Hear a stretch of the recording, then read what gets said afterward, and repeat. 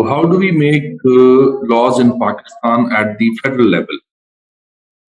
Actually, the system is known as bicameral legislation system. Bicameral.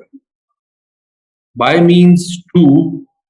So, the system of lawmaking in Pakistan is of two houses, lower house and upper house. दोनों जो houses हैं ये दोनों मिल के कहलाते हैं parliament, because हमने ये सिस्टम दिया हुआ है from the British government. So British government में इसको हाउस ऑफ लॉर्ड्स कहते हैं और हाउस ऑफ कॉमन्स कह देते हैं, but lower house and upper house. Pakistan में लोअर हाउस का मतलब है all of your MNAs, members of National Assembly, और upper house का मतलब है your senators. Lower house MNA, upper house senators, both of them are known as parliament.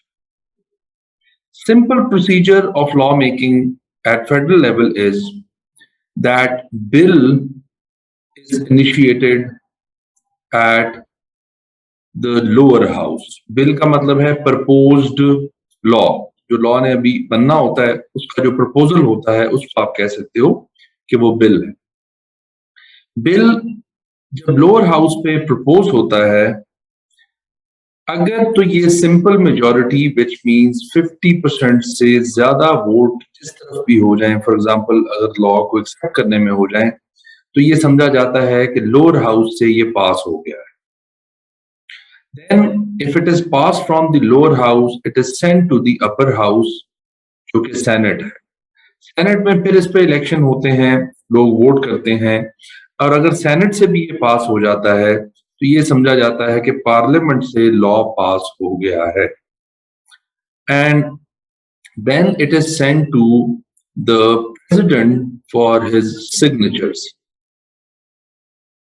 वो अपने सिग्नेचर कर देता है और ये लॉ जो है ये पास हो जाता है, और इसके बाद ये लॉ इम्प्लीमेंटेशन की तरफ चला जाता है. अगर हम प्रोविंशियल लेवल पे देखें तो उसमें जो हमारे MPAs हैं एक्चुअली वो इन्वॉल्व होते हैं, और साथ उसके प्रेसिडेंट की जगह गवर्नर जो है वो इन्वॉल्व होता है. सो बेसिक जो लॉ मेकिंग प्रोसेस है वो तो ये होता है कि bicameral which means to houses, दोनों हाउसेस से लॉ पास होता है और फिर वो प्रेसिडेंट के पास सिग्नेचर्स के लिए चला जाता है, और जब ये पूरा प्रोसेस खत्म हो जाता है तो फिर समझा जाता है कि बिल पास हो गया या लॉ पास हो गया. अब ये why do we need the bicameral legislation system? Bicameral legislation system का एक लॉजिक है. इसके लिए हमें थोड़ी सी जो चीज देखनी पड़ेगी वो ये देखनी पड़ेगी कि who makes the laws in Pakistan? And the answer is the citizens of Pakistan. Citizens. Why? और इसके लिए कॉन्सेप्ट ये समझ लें, इसको कहते हैं, जो पाकिस्तान का सिस्टम है उसको कहते हैं indirect legislation. Indirect legislation, indirectly law making होती है, विच मीन्स जितनी भी पॉपुलेशन है, whoever is eligible to vote, ये पूरी जो पॉपुलेशन है पाकिस्तान की, ये पूरी पॉपुलेशन अपने अपने रिप्रेजेंटेटिव्स को इलेक्ट करती है अपने अपने एरिया से, अपने अपने इलाके से, जिनको हम लेट से हम कह देते हैं member of national assembly, MNAs. ये जो मेंबर ऑफ नेशनल असेंबली के लोग हैं इनको कौन इलेक्ट करता है? General public. सिर्फ एक सिस्टम ऐसा बना हुआ है कि हम लोग मिलकर इसको सिलेक्ट करेंगे, इलेक्ट करेंगे इलेक्शन के थ्रू, और ये फिर आगे लॉ मेकिंग करेगा हमारे लिए. बट एक्चुअली लॉ मेकिंग हम ही कर रहे हैं, जिसके लिए एक और कॉन्सेप्ट समझना जरूरी है. जो हमारा सिस्टम है जिसको हम कहते हैं डेमोक्रेसी. डेमोक्रेसी का मतलब होता है demo means people Democracy means rule. So rule of people is known as democracy. Actually लोगों का ही रूल होता है, but we go for indirect legislation. Directly हम लेजिस्लेशन नहीं बना रहे होते, डायरेक्टली हम लॉ पास नहीं कर रहे होते, इनडायरेक्ट लेजिस्लेशन होती है. हम अपने रिप्रेजेंटेटिव इलेक्ट करते हैं, हम इनको पावर देते हैं कि आप हमारे बिहाफ पे आप लॉ मेकिंग कर लें. So then they make laws. MNAs है. अब थोड़ी सी डिटेल जरा एमएनएज की हम देखते हैं कि एमएनएज क्या होते हैं, कैसे इलेक्ट होते हैं, कितनी सीट्स इनकी होती हैं. ये हमारे पास एक्चुअली टोटल डिटेल है, इसको जरा अच्छे तरीके से समझ लें. ये हमारे पास प्रोविंसेस हैं या एरियाज हैं. For example Punjab, Sindh, KPK, Balochistan, FATA and federal capital area. और ये हम टोटल डिस्कस करेंगे इधर. इस तरफ हमारे पास जनरल सीट्स हैं, विमेन रिजर्व्ड सीट्स हैं, नॉन मुस्लिम रिजर्व्ड सीट्स हैं, एंड देन टोटल. तो इस चीज को समझना जरूरी है. अब the question is what are these general seats.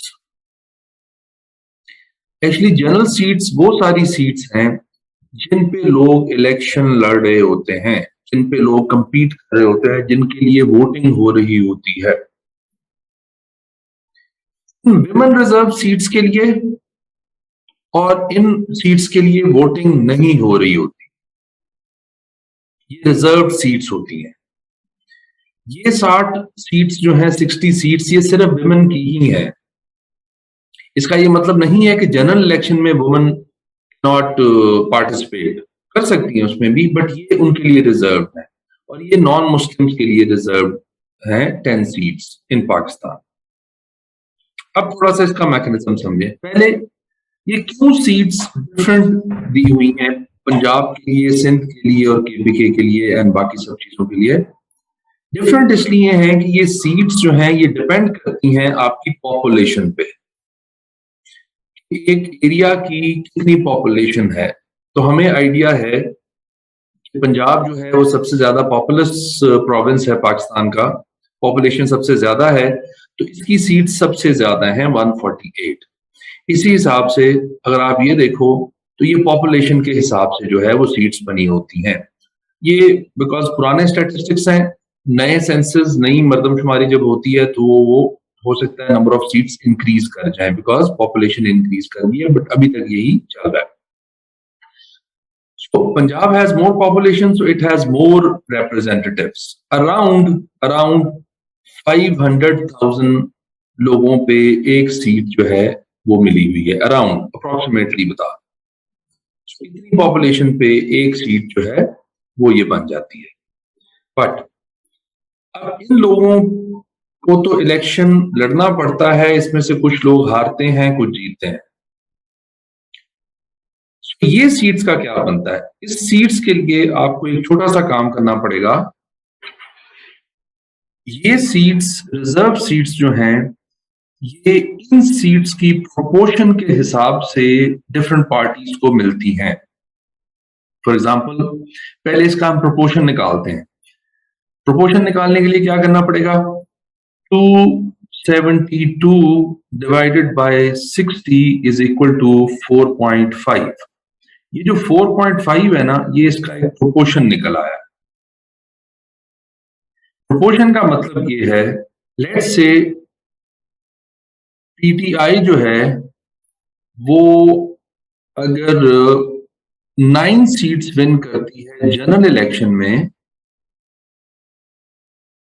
तो 4.5 के रेशो से उनको 2 seats from women reserve automatically इनके एमएनए बने वोटिंग बेस पे, ये ऑटोमेटिकली एमएनएज बन जाएंगी. अब ये विमेन की कैसे पता चलेगा कि कौन सी है?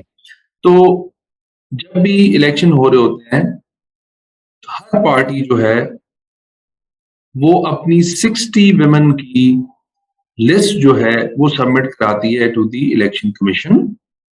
उनमें प्रायोरिटाइज किया होता है या बाद में प्रायोरिटाइज कर लेते हैं। तो जैसे ही आपको जनरल इलेक्शन में 4.5 या 4 सीट्स मिलती हैं, 5 सीट्स मिलती हैं, ऑटोमेटिकली एक सीट आपकी विमेन रिजर्व सीट में से ऐड हो जाती है into your total seats. So जब ये 9 सीट्स विन करेंगे in general election, 2 seats will be added from the women reserve seats based on this 4.5 ratio, so they will have 11 seats. इसी तरह अगर किसी और पार्टी को लेट्स से कि 45 सीट्स वो विन करती है इन द जनरल इलेक्शन, तो 4.5 के रेशो से इसको 10 सीट्स मिल जाएंगी और इनकी टोटल सीट्स जो एमएनए की होंगी वो इनकी 55 हो जाएंगी।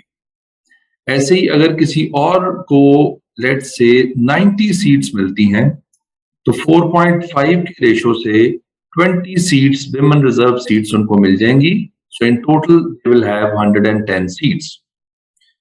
तो इस कॉन्सेप्ट के मुताबिक जब आप जनरल इलेक्शंस में कुछ सीट्स विन करते हो, ये आपको विमेन रिजर्व सीट्स जो हैं वो ऑटोमेटिकली ऐड होती रहती हैं at the ratio of 4.5 seats in general election. तो इस प्रोपोर्शन से आप जो है वो अपनी टोटल नंबर ऑफ सीट्स बनाते हो। इसी कॉन्सेप्ट को अगर ऐसे देख लिया जाए कि 272 डिवाइडेड बाय 10, सो ये आंसर आएगा 27.2, लेट्स से 27। जब आप 27 सीट्स जनरल इलेक्शन से विन करेंगे, आपकी एक seat from non Muslim automatically उसमें ऐड हो जाएगी। You don't have to run for elections on these 70 seats, 60 women की और 10 जो है वो नॉन मुस्लिम्स की। So they are known as reserved seats.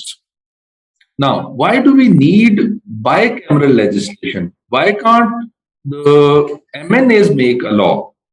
The problem is, one of the problems is, let's suppose, पहले तो दो कॉन्सेप्ट कर लेते हैं, what is a simple majority and 2/3 majority. Simple majority का मतलब यह है कि अगर आपके 100 लोग हैं और 51 जो हैं वो आपको यस में वोट कर देते हैं लॉ मेकिंग में, और 49 या उससे लेस जो है वो नो में वोट कर देते हैं, अगर आप 51% येसेस ले लेते हो, आपका लॉ पास हो जाता है, सिंपल मेजोरिटी आपने अटेन कर ली है। ये सिंपल मेजोरिटी होती है, मोर देन 50%। बट एक मेजोरिटी को हम कहते हैं 2/3 मेजोरिटी। 2/3 मेजोरिटी का मतलब ये है कि आपको मोर देन 67% लोग यस कहेंगे तो फिर आप 2/3 मेजोरिटी अटेन करते हो। 2/3 मेजोरिटी किस लिए यूज होती है? ज्यादातर जब कॉन्स्टिट्यूशनल चेंज होती है पाकिस्तान में, तो उसके लिए आपको इतनी मेजोरिटी चाहिए होती है। इस किस्म के लॉज जो कॉन्स्टिट्यूशन को डायरेक्टली इफेक्ट करते हैं या कॉन्स्टिट्यूशनल अमेंडमेंट की बात होती है, तब आपको 67% और more than 67% people are required जो वोट करें। जनरली कुछ लॉज के लिए सिंपल मेजोरिटी भी काफी होती है। सो इस कॉन्सेप्ट को समझते हुए अगर सिंपल मेजोरिटी को देखें तो हमें पता ये चलता है कि 342 divided by 2 is equal to 171। 50 से प्लस होने के लिए इफ यू हैव 172 सीट्स किसी भी एक पार्टी के पास, तो ये सिंपल मेजोरिटी अटेन कर जाती है। सो इस बेस पे अगर ऐसा हो कि एक पार्टी सारी की सारी सीट्स पंजाब में विन कर जाए और बाकी पूरे पाकिस्तान से सारी सीट्स लूज भी कर जाए, तो they have very good simple majority, far more than what is required. 172 is required, they have 183 or more than 183. So ये भी प्रॉब्लम हो सकता है कि अगर सिर्फ नेशनल असेंबली ही लॉ बना रही हो, तो ऐसी सिचुएशन आ जाए कि पंजाब के लोगों से मिलके फेडरल गवर्नमेंट बन जाए, प्राइम मिनिस्टर इनका बन जाए, या इनके पास सिंपल मेजोरिटी के वोट्स अवेलेबल हों, तो शायद इन प्रोविंसेस के लिए जो लॉज बन रहे हैं उसमें शायद बायसेस आ जाएं और ये अपने फायदे के लिए सोचता रहे और इनका नुकसान भी हो जाए तो कोई मसला नहीं है इनको। तो इस चीज को कवर करने के लिए एक्चुअली बायकैमरल लेजिस्लेशन सिस्टम रखा गया है, विच मींस कि अगर ऐसी बात हो जाए और लोअर हाउस से पास हो भी जाए बिल, तो अपर हाउस जो है वो इस चीज को टैकल कर लेता है। अपर हाउस किससे बना हुआ है? अपर हाउस सेनेटर्स से बना हुआ है। तो सेनेटर्स देखते हैं कि सेनेटर्स में कैसी डिवीजन और किस तरीके से है कि वहां कैसे जाके चीज फिल्टर हो जाती है। तो ये सेनेटर्स का हम सिस्टम देखें तो सेनेटर्स एक्चुअली ये प्रोविंसेस हैं हमारे, और ये इनकी टोटल नंबर ऑफ सीट्स है फ्रॉम ईच प्रोविंस। यहां आपको ये पता चलता है ये इक्वल प्रोपोर्शन में दिए हुए हर प्रोविंस को। सो लोअर हाउस से अगर बिल पास हो भी जाता है तो अपर हाउस में हमें एटलीस्ट प्रोविंसेस चाहिए जो मिले, सारे के सारे लोग मिल जाएं, तो फिर शायद वो एक सिंपल मेजॉरिटी या 2/3 मेजॉरिटी बना सके। इस चीज को खत्म करने के लिए जो है हमारे पास सेनेट भी होती है, बिकॉज इसमें इक्वल रिप्रेजेंटेशन होती है फ्रॉम ईच प्रोविंस। ओके, इसमें एक और चेक रखा गया है जो बड़ा जरूरी है मजीद चीजों को ठीक करने के लिए। जो हमारा लोअर हाउस है, लोअर हाउस का टेन्योर जो है लोअर हाउस का, दैट इज 5 years। 5 years के लिए आपके MNAs आते हैं, इनका 5 years का टेन्योर होता है। और जो आपका सेनेटर है, जो अपर हाउस है, ये आते हैं 6 years के लिए। सो ये जो इनकी स्टार्ट एंड एंड डेट है ऑफ वोटिंग, ये भी डिफरेंट होती है। सो at this time, if you have a PTI government as MNA, you might have the PMLN people in the Senate.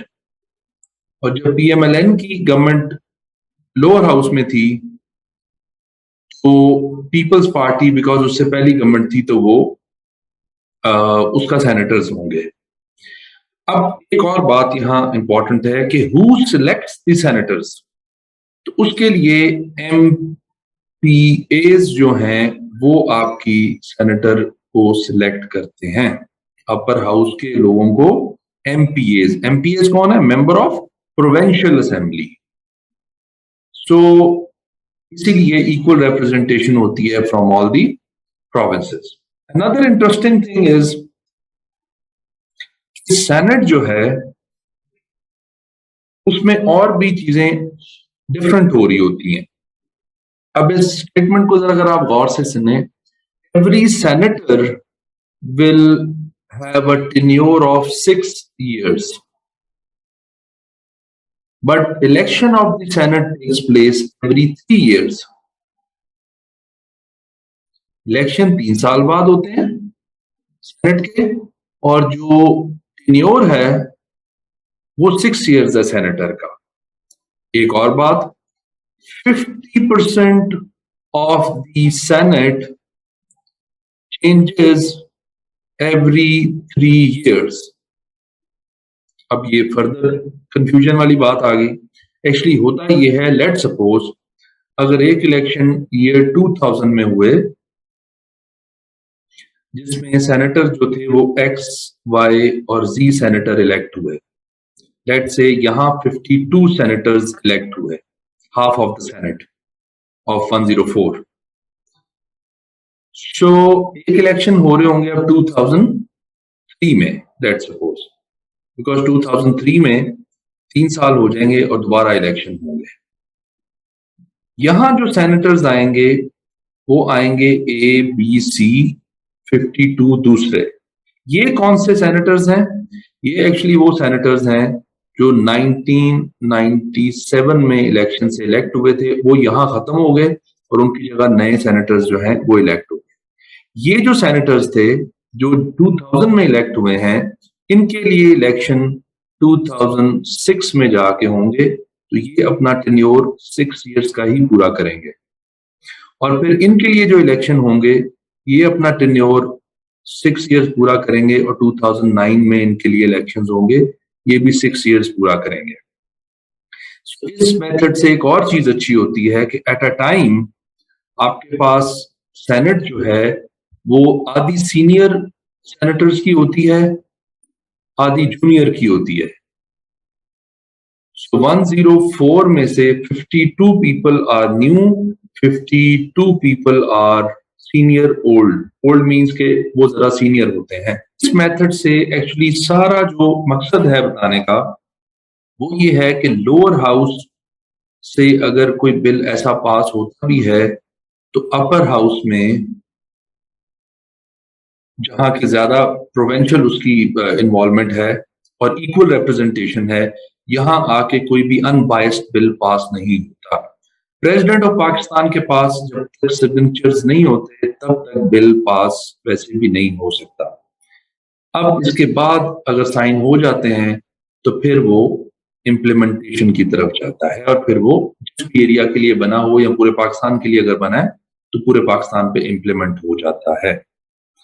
ये हमारा जो है इसको हम bicameral legislation system of Pakistan कहते हैं।